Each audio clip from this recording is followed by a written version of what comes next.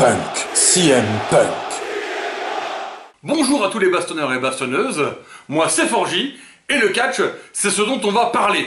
Et aujourd'hui, bienvenue dans cet épisode de l'AEW illustré. Récap de AEW Collision du 17 mai 2023. Content d'être revenu après 10 mois de blessure. Il dit ce n'est pas un concours de popularité, heureusement d'ailleurs, c'est un business.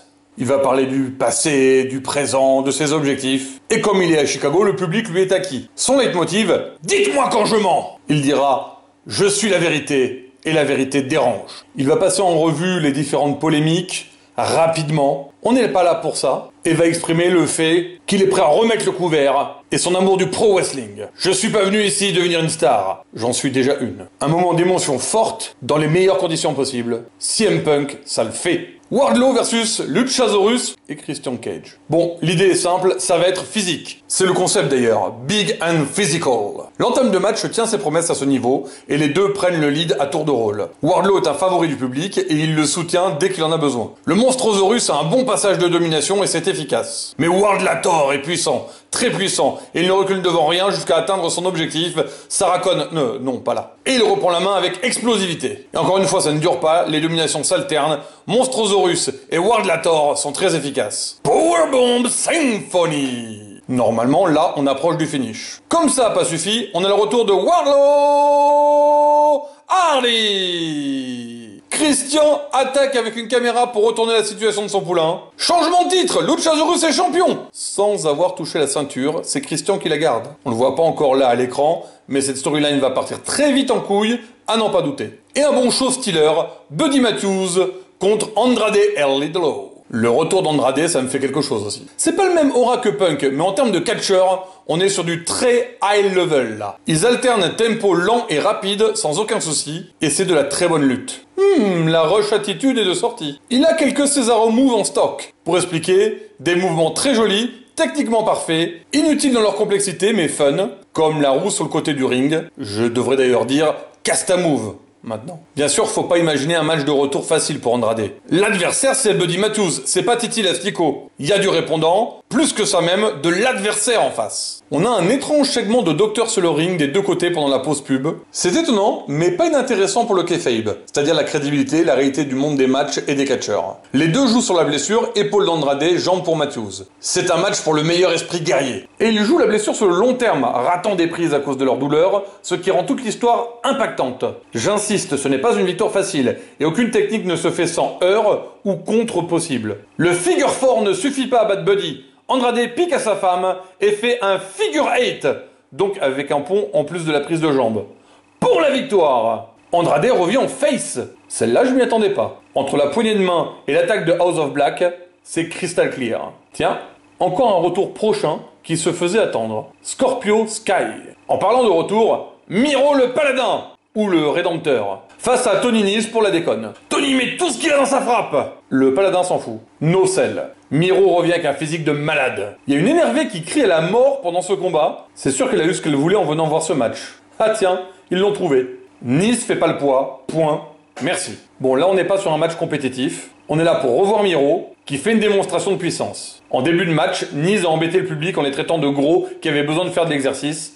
Le Paladin corrige son excès. Attention, c'est pas un squash non plus, et Tony Nese a de quoi montrer, mais bon, dans le concept, c'est plié. Les Outcasts, Tony Storm et Ruby Soho contre Sky Blue et Willow Nightingale. Sky est de Chicago, et il y a Maman Sky encore là. C'est les bleus contre les verts. Cette fois-ci, Maman Blue va pas se laisser faire. Et bim, dans la tronche des Outcasts qui en prennent une chacune. Bien sûr, les Outcasts usent et abusent de toutes les petites triches invisibles pour l'arbitre. On sent Soho et Storm plus libres dans son rôle de heel. Et quand je dis use et abuse, c'est pas une blague. Un move sur deux est une gruge. Mais attention, Willow n'est plus juste la catcheuse souriante. Depuis qu'elle a le titre Strong, elle a une conscience du ring et une confiance en soi beaucoup plus forte. Et Sky, chez elle à Chicago, est en feu. Tony tente la soumission qui a fait abandonner Blue l'autre jour. Mais elle est à Chicago, elle abandonne pas. Elle trouve la corde.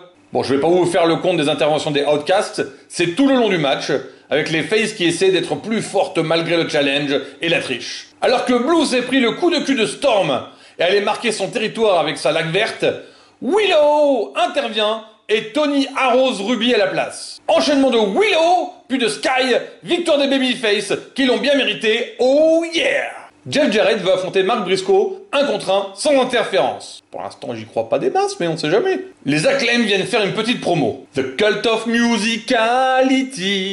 Elle est bien trouvée celle-là, par rapport au culte de la personnalité de CM Punk. Il est pas mignon, Dadias, en mode fête des pères. Lui, il vit tellement le meilleur moment de sa vie. Allez, ils font le Collision Scissor avec Tony Schiavone. Le main event, et quel main event! Jay White, Juice Robinson et Samoa Joe contre FTR et CM Punk. Et en plus, on a déjà un nouveau trio, CM FTR. Les atémies pleuvent et Jay White se fait cartonner par Dax Harwood. Je ne sais pas si je peux rendre correctement hommage à ce match.